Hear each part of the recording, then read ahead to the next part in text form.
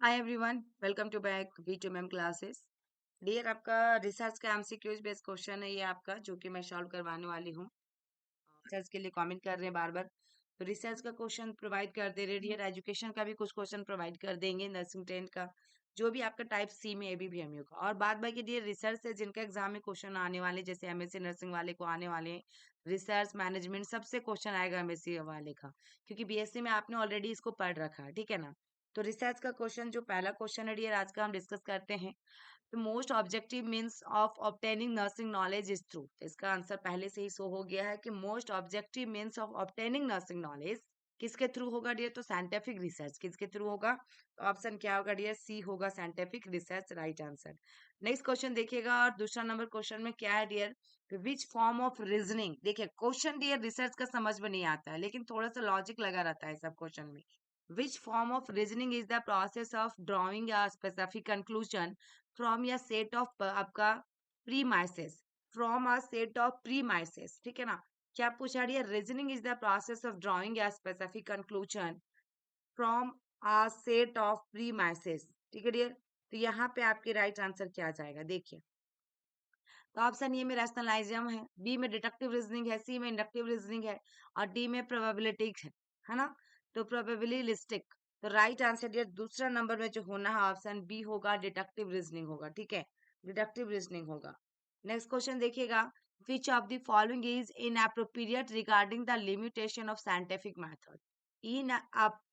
Inappropriate regarding the limitation of किसका? Scientific method. तो देख, ह्यूमन कॉम्प्लेक्सिटी, या प्रॉब्लम ऑफ मेजरमेंट, या problem of arranging research funds, या कंट्रोलिंग एक्सटर्नल वेरिएबल्स। तो तीसरा नंबर में राइट आंसर क्या जाएगा डियर? ऑप्शन सी जाएगा, जिसमें problem of arranging research fund. Next question है, which of the following is not true about the characteristics of good research. ये क्वेश्चन आ सकता है डियर आप लोग के एग्जाम में, रिसर्च के रिगार्डिंग गुड रिसर्च और बैड रिसर्च से क्वेश्चन पूछा है कि कौन सा गुड रिसर्च नहीं है। तो ऑलरेडी आपका and systematic process conducted using large amount of funds, या solution of problem, या फिर ये आपका बिंग आपका देखिएगा being with clearly defined purpose. तो ये फोर्थ नंबर में राइट आंसर जो जाना ऑप्शन बी जाएगा, conducted using large amount of funds, ये इसमें नहीं आएगा। नेक्स्ट है, the basic research is conducted with which of the following as the aim. to make a decision, to develop knowledge for immediate use, to develop or refine theories and principle, to provide a solution for new problem। तो 5 number में right answer क्या जाएगा dear? Option C जाएगा, to develop और refine theories and principal.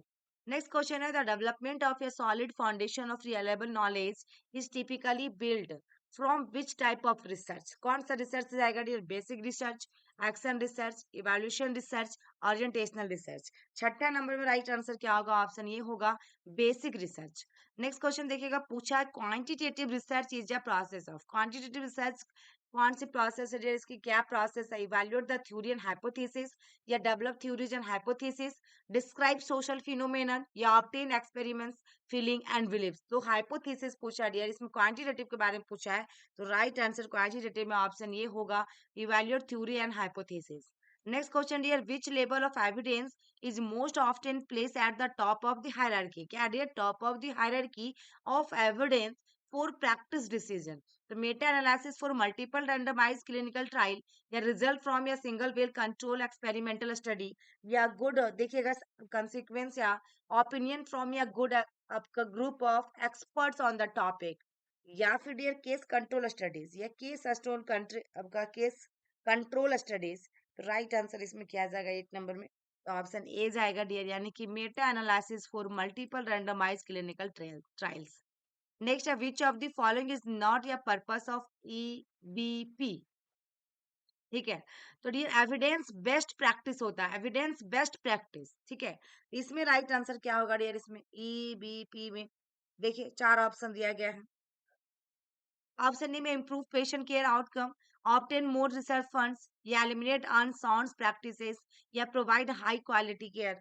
तो 9 number में dear right answer क्या आएगा? To obtain more research fund, option B आएगा। 10 नंबर देखिएगा, which of the following is not या बैरियर इन EBP। इनमें से नॉट अ बैरियर इन आपका evidence best practice, the lack of scientific literature, या lack of professional ability to appraise evidence, या lack of administrative support incentive, या lack of time and higher workload। 10 number में right answer जो जाएगा dear option A होगा, ये इसके under में नहीं आएगा, lack of scientific literature. Next question है डियर 11 नंबर क्वेश्चन बहुत इंपॉर्टेंट है। The word research is derived from which of the following terms. Research का क्या मतलब है, ड्राइव फॉर्म में है डियर ये, और ये रिसर्चर होगा, ये देखिएगा रिसर्चर होगा, या फिर देखिएगा रिसर्चर होगा, या रिसर्च होगा। तो राइट आंसर इसमें क्या होगा डियर, तो चार ऑप्शन में राइट आंसर 11 नंबर में ऑप्शन ये होगा, रिसर्चियर है ना, IER को राइट कीजिएगा डियर ड्राइव फॉर्म में। नेक्स्ट है ultimate aim of nursing research is to make nurses highly clinical component, या फिर develop refined and expanded professional body knowledge, या provide high quality patient care, या इंश्योर पेशेंट फ्रेंडली हॉस्पिटल। तो 12 नंबर में dear right answer option B होगा, develop refine and expand professional body of knowledge. 13 नंबर में in which of the following year nursing research society of India was establish. तो dear कब किया गया था डियर, NRSI जो कि nursing research society of India establish, तो 1976, 1986, 1996 या 2006। तो 13 नंबर में राइट आंसर ऑप्शन बी होगा 1986। 14 नंबर में देखिएगा डियर क्वेश्चन में क्या कह रहा है आपका, क्वेश्चन में क्या कह रहा है 14 में, when was National Center for Nursing Research renamed as National Institute for Nursing Research, NINR। क्या होता है डियर इसका फुल फॉर्म, देखिएगा यहाँ पे दिया गया है national institute for nursing research, ये रीनेम किया गया था, national centre for nursing research का रीनेम, नाम दूसरा रखा गया national institute for nursing research, ठीक है। तो 1973, 1983 में, 1993 या 2003। तो राइट आंसर 14 में क्या होगा डियर, ऑप्शन सी जाएगा 1993। नेक्स्ट क्वेश्चन और लास्ट क्वेश्चन है जो आपके लिए है, which of the following may be consider as a scope of nursing research.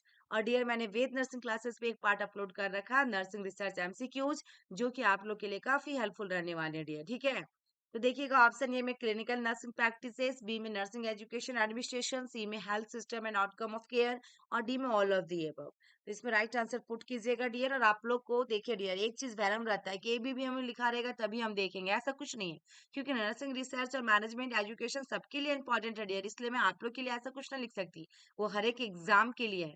Nursing research MCQs रहेगा तो आपको क्लिक करके वॉच करना है और आगे शेयर करना है, कमेंट बॉक्स में कमेंट करना है, आपकी कमेंट आ रही है तो मैं अपलोड कर रही हूँ डियर, और आप लोग का भी सपोर्ट रहेगा तभी मैं आगे और कुछ अपलोड कर पाऊंगी। Bye bye.